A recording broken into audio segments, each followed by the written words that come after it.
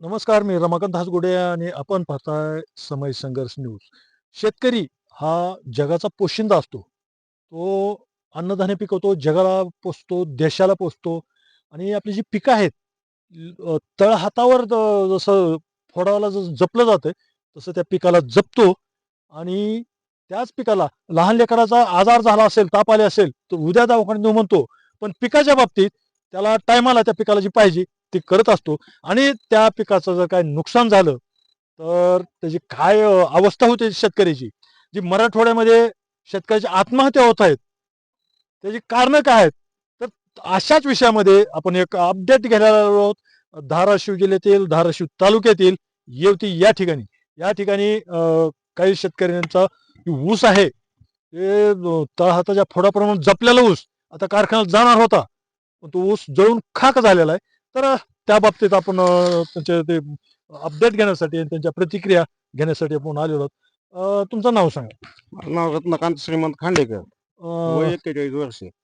तुमचा ऊस आता किती एकर ऊस जळालाय? माझा 239 गट नंबर 239 मध्ये 1 हेक्टर 10 ऊस आहे. ही काय लोकांच्या गलतान कारभारामुळे माझा ऊस जळालेला आहे.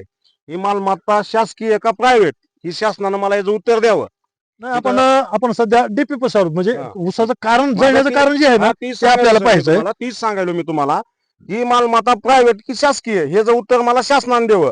इथं काय लोकांच्या सांगण्याहून हे आमच्याच इथले गट नंबर मधले बळी खांडेकर यांनी एक व्यक्तीला दादा पवाराला फोन लावून सांगितलं की असा डीपीवर जा, तिथले लग्स बसव आणि फ्यूज टाक, पुढी ओके. ती माणूस आला, इथं फ्यूज टाकले, पुढी ताराला आड्या होत्या, शॉर्ट सर्किट होत्या, टाकले, बसविलं, लाईन चालू केली, लगेच तिकडे ठिणग्या पडून ताराला आडी पडून ऊस पेटाय चालू झाला. ही सर्किट साहेब बघा, ही वर कॅमेरा, ही सर्किट 1 महिना झालं बंद आहे.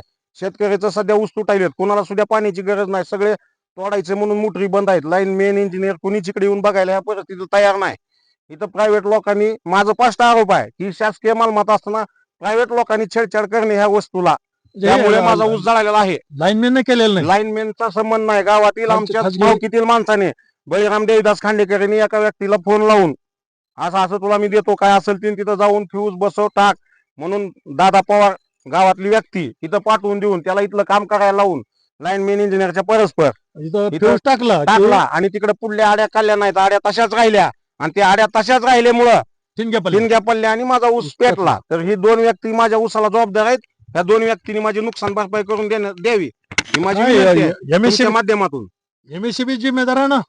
पण एम- तुम्ही MSCB सांगू शकत काय नाही नाही. मला, ती सरकारनं सांगावं लागेल. एमएससीबी जबाबदार काही प्रायव्हेट, ही मालमत्ता सरकारची आहे, मला एवढं माहित आहे. मग इथं एमएससीबी private व्यक्ती हात लावू शकत नाही. एमएससीबी इथं काळजी काय घ्यायला fault पाहिजे. असेल तर लाईन मेन इंजिनियर या लोकांनी दुरुस्त करून द्यावा लागतो.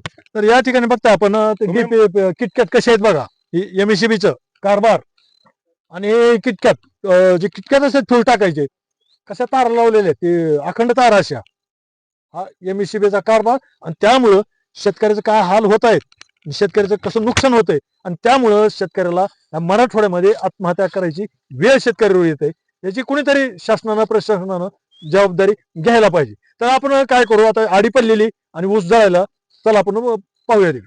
पण धाराशिव जिल्ह्यातील धाराशिव तालुक्यातील येवती या गावी पोहोचलो आहोत.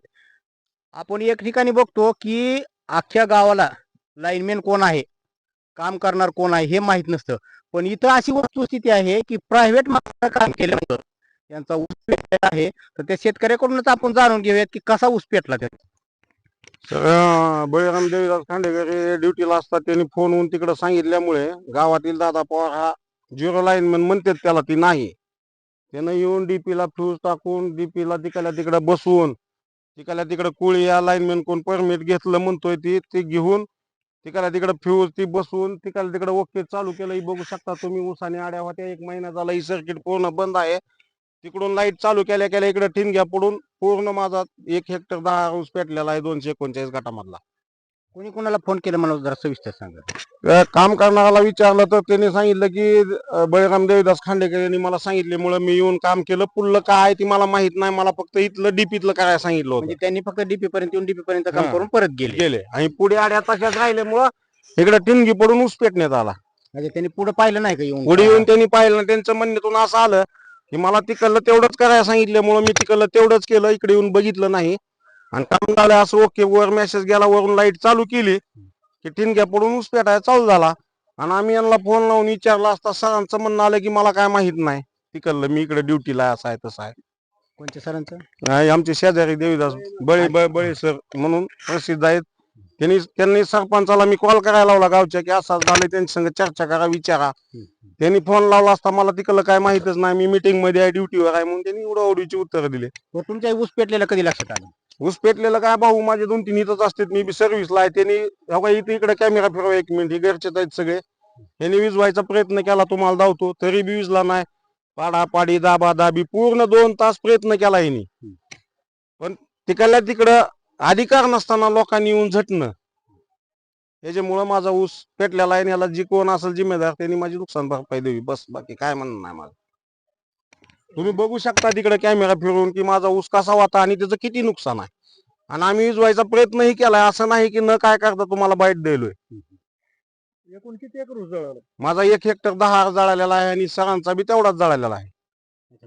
हा, त्यांच्या रानातून तारा असल्यामुळे आधी त्यांचा जळाला, कारण त्यांना पाण्याची गरज होती. लाईनमॅन इकडे येऊन बघायला तयार नव्हता. 1 महिना ही सर्किट बंद असल्यामुळं बाकीचे जे ऊस तुटायले होते कुणी काय केलं नाही. त्यांना गरज असल्यामुळं त्यांनी त्या काम करणाऱ्याला फोन केला आणि त्याने येऊन तिकडल्या तिकडे परस्पर डीपीला झटला आणि चालू केलं की इकडं आड्यापुडी तशाच राहिल्या आणि ठिणग्या पडून माझा ऊस पेटला. आज माझा ऊस तुटायचा होता, आज मला 2-4 लाखाचं नुकसान आहे. एरवी तुमच्याकडे लाईनमॅन लक्ष देत नाहीत का? आता ती जास्त त्याला माहित सर, मला सेपरेट डीपी आहे. हा. मी सेपरेट बिल भरतो प्रायव्हेट, मला 16चा डीपी सेपरेट आहे. सेपरेट आहे. हा, आता ही ज्याचं काम आहे, ज्याची गरज आहे त्यालाच माहित आणि लाईनमॅनला माहित की कोण करतंय. पण आज माझ्या पाहणीचं असं आलं की प्रायव्हेट लोक डीपीला झटत होती आणि त्यांच्या झटण्यामुळे माझा ऊस जळाला. ह्याला जिम्मेदार कोण? मग आता नेमकं काय पुढे? काय असेल ती शासनाने याचा पंचनामा करावा, नुकसान भरपाई द्यावी. त्याला त्यांना वगैरे फोन केला केला तलाठी पंचनाम्याला सकाळी येतो म्हणलेत. सकाळी म्हणले? हा, या ठिकाणी पाहतो आपण ऊस जळून पूर्ण खाक झालेला आहे, पूर्ण पाचड जळून गेले. आणि आता ह्या शेतकऱ्याचं नुकसान असं आहे, एकतरी तोडा लेबर येत नाही, लेबरला स्वतः शेतकऱ्याने खिशातून पैसे द्यावे लागतात. आमचाच माल घेऊन जावा म्हणून त्यांना लेबरला पैसे द्यावे लागतात, तेव्हा ते तोडला जातो. आणि कारखान्याकडून ऊसाला पूर्ण भाव भेटत नाही, बरंच काटछाट करून थोडासा मोबदला दिला जातो. तरी शेतकऱ्याचं प्रचंड नुकसान आहे. मुळातच शेती परवडत नाही म्हणतात, जो खर्च आहे तो तेवढा पण निघत नाही. तरी पण शेतकरी एक जगाचा पोशिंदा असल्यामुळं जोर उदार होऊन करतो, शेती जोपासतो, पिकवतो, देशाला जगवतो. पण असं जर परवडत नसताना असं इतकं जर प्रचंड नुकसान होत असेल शेतकऱ्याचं, तर मग जे आपण मराठवाड्यात पाहतोय शेतकरी आत्महत्या करतात, काय करतात, यावरूनच शासनानं किंवा प्रशासनानं दखल घ्यावी, अंदाज घ्यावा आणि अशा शेतकऱ्यांना निश्चित एक न्याय मिळवून देण्याचा प्रयत्न करावा. चौकशा करा, कोणाची चूक आहे, MSCBची आहे का कोण खाजगी कोण असेल. आपण शेतकऱ्याची प्रतिक्रिया घेतलेत, त्याचा विचार करून या शेतकऱ्यांना प्रशासनानं न्याय मिळवून द्यायला पाहिजे. त्यांना नुकसान भरपाई मिळवून द्यायलाच पाहिजे, नाहीतर असाच मराठवाड्यातल्या शेतकऱ्याच्या आत्महत्या वाढत राहतील. मी रमाकांत हासगुडे, समय संघर्ष न्यूज, धाराशिव.